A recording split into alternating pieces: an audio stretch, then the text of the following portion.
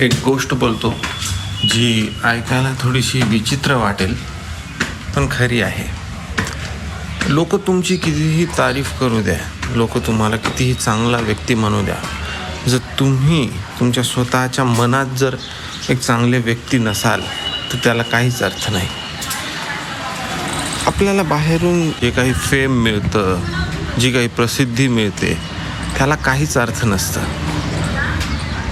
पण आपण आतून आपलं मन जर स्वच्छ ठेवू लागलो, आपल्या स्वतःला जर माहिती असेल की आपण एक चांगले व्यक्ती आहोत, आपण जसं बोलतो तसंच वागणारे व्यक्ती आहोत, तर ती गोष्ट आपल्यापासून कोणीच हिरावून घेऊ शकणार नाही.